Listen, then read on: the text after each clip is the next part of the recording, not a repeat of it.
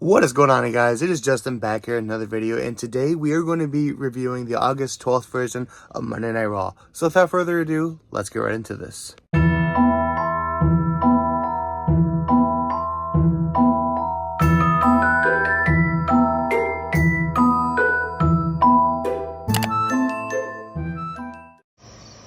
Alright, you guys, like I said in the intro, we are going to be reviewing the Monday Night Raw for August 12th. So without further ado, let's get right into this. We open the show up with Rhea Ripley. Obviously, she's calling out Dominic Mysterio and Liv Morgan for Dominic betraying her, and Liv Morgan taking Dominic away from her. Now, she did have a pretty funny line. She said, "Dominic, I'm sure you've heard this a lot. You tried to stab me in the back, but it just wasn't deep enough." And just like Liv and Dominic, they were also talking their smack, but they were too scared to get smacked.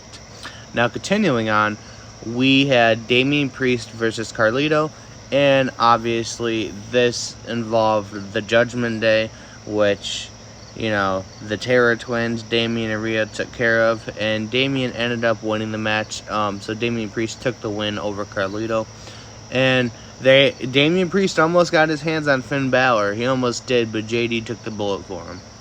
Now, continuing on, we had this very interesting Bo Dallas segment. Now, this Bo Dallas segment, he was talking about how, God, I'm going to feel so old if this is true. I believe it was 10 years ago. Hopefully it's 10 years ago. Hopefully I'm right. I want to say 10 or 13 years ago. The Wyatt family debuted on WWE. He was talking about it, talking about how everything's coming full circle.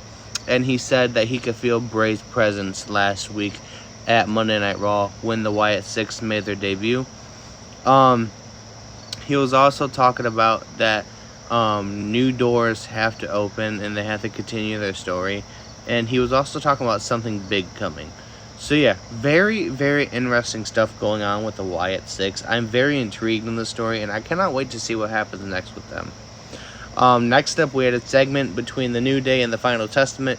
We got confirmed that we will be getting a triple threat, not triple threat match, a six-man tag match. The New Day and Odyssey Jones versus the Final Testament, Karrion Kross, and the Authors of Pain. Now, continuing on, we had the Alpha Academy versus American Made. And throughout a hard fight, the American Made team won. Ivy Now did betray Maxine Dupree at the end of this match. I figured we all seen it coming. She's obviously starting to get into that mindset of Chad Gable. So yeah, very interesting stuff. Next up, we had Damage Control versus Zoe Stark and Shayna Baszler. And this didn't have a winner. Alba Fire and Isla Dawn came out, and they basically caused the disqualification. So next week we have a 6-woman tag match to see who is going to win the titles, I believe. Next up, we had a backstage segment with R-Truth, Braun Breaker, not Braun Breaker, R-Truth, The Miz, and Randy Orton. And R-Truth was telling The Miz that he got The Miz a match with Braun Breaker for the Intercontinental Championship, but it was really against Bronson Reed, and The Miz was flipping the shit. And it made me laugh because The Miz walked away to go get ready for the match, and R-Truth looks at Randy and he goes, "You really think he's got this?" And Randy says, "Oh, no chance." So I thought that was pretty funny. Continuing on, we had a Randy Orton versus Gunther segment. Just coming face to face, talking about what could possibly be going on at Bash at Berlin. Obviously, just like Gunther does, he brought out the family past, talked about his grandfather, talked about his father, saying how they're all screw-ups. During this, we didn't get to see a finish to it because CM Punk and Drew McIntyre came out, and CM Punk beat the living crap out of Drew McIntyre, which was hilarious. And just to think, this is all for a bracelet. So yeah, very interesting storyline they got going here with these two. Next up, we had The Miz versus Bronson Reed.